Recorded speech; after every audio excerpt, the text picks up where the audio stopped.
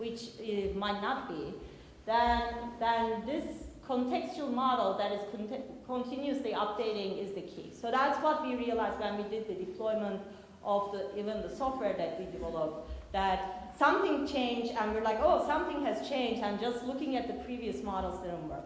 Having said that, right, the historical models, if you have a bunch of digital twins and a capture of what happened, that's a great learning resource for future designs and future plannings and issues, as long as the history repeats itself.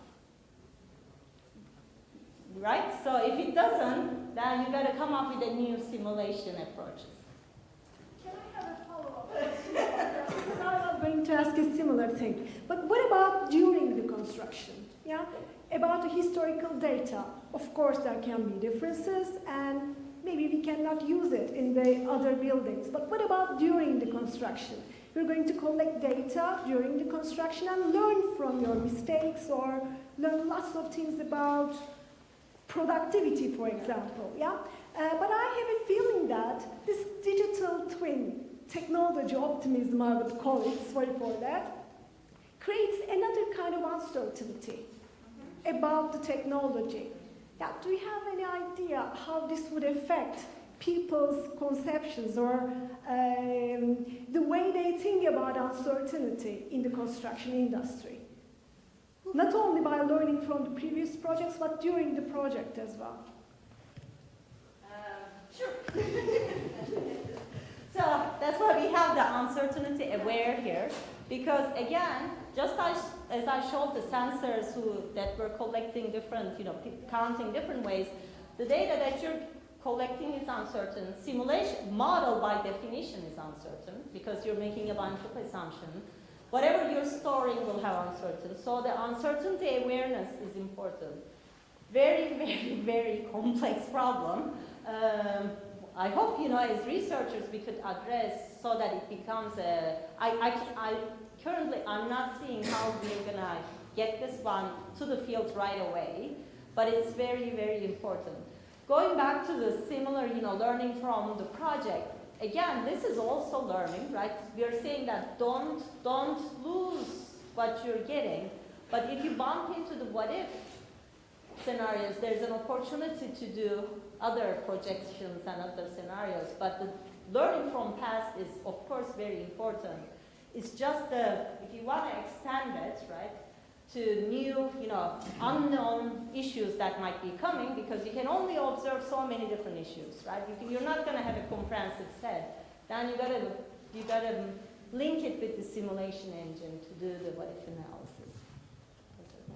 Thank you. Do we still have time for a couple of questions? Yes. Just one question? There is one question there. Oh, there's one there. Thanks, Burcu. Very inspiring speak. I'm just particularly interested in it's very nice to see there are one or two spin-offs from your research universities. I was just wondering how in the US, or particularly in CMU, the model, how you facilitate this type of spin-off or innovations, and how to sustain these organizations. And also, we can see that a lot of challenges, there are many work that we can develop from the laboratories, but also there are realities. There are so many challenges, practical things, how you achieve that, and maybe just one or two suggestions. Yeah, so you guys need to invite me for another talk on that one. But just a couple things. You got to have a very passionate student, or like me, I wouldn't be able to do a startup if it's just me, right? So I had a very passionate student about this. And in fact, if you're going to have a successful startup, you got to have multiple students who are interested in doing something real. I thought that I do practical research. Those of you who are my students know that I send you out to the job sites and you boots on the ground. So I thought the transition was going to be really easy because I'm doing real world problems, right? That's what I thought. And I thought that I also have an MBA. I'm like, okay, I know this. And it was very difficult. So it's one thing the industry says, oh, this is really cool idea, I love it, let me swirl and twirl it. The other thing to say, oh, I'm going to pay money for it. So we went through a couple iterations, couple actually pivots. Our first product was a work order, BIM and work order, turned into a diagnostic tool, because then we could define the value proposition that the industry is willing to pay much clearly. So I would say those are the 2 words of wisdom, but it's 5 years of a long story of how we get there. But I'm very happy at where we are, right? Because people are using it, and it's so cool to see the impact of your research in that way. There's one question that she...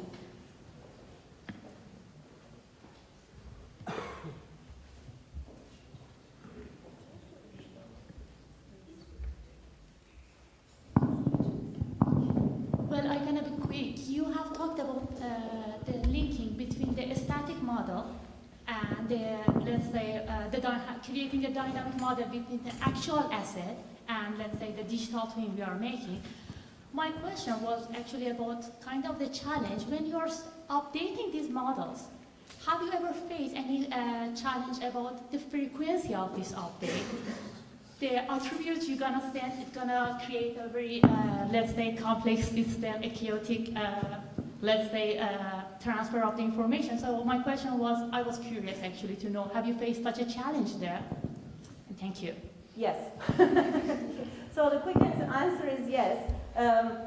And it's not updating a single model, updating many models, and when to update. So our approach has been that the time series databases will exist as it is, right? So we're not going to feed all of them to an information model.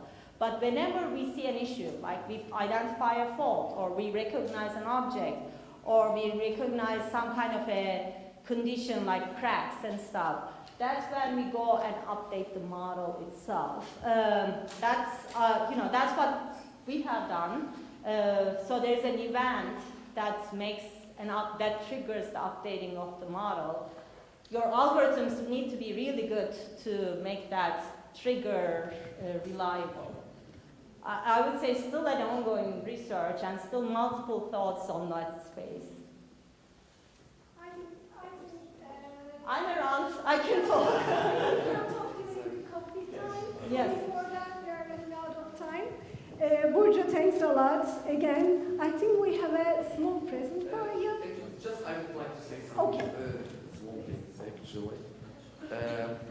When the magnificent Suleiman was here, I'm sure that he wouldn't think that there will be a very nice presentation like that. I am sure that he was somewhere at that moment. So thank you very much for your great contribution to our conference, actually.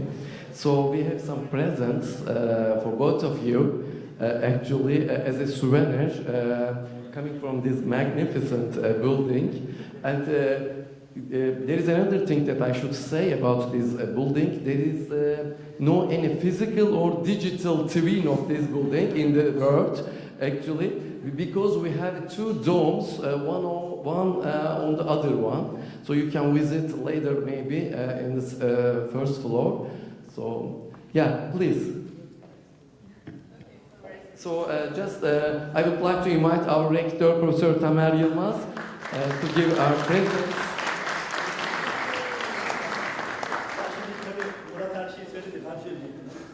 Çok güzel bir yani muhteşemdi.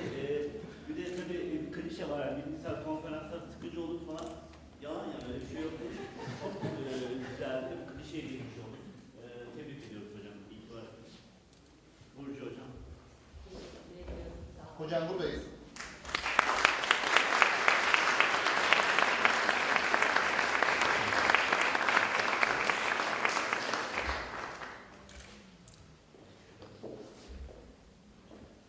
Burcu hocam.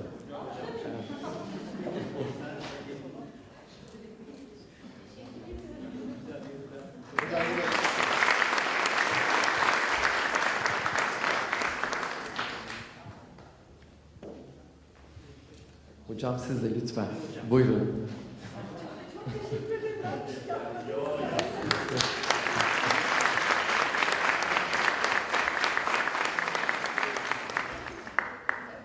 Thank you. Actually, just small reminder. For tomorrow night, all of you are invited for our gala dinner. Maybe you can show the place picture. Okay. Yıldız Hisar'ı gösterecektim ama evet olmadı. Hocam, toplu fotoğraf için evet. Dışarı çıkalım. Evet, olur. So for the family photograph, I would like to invite outside. Thank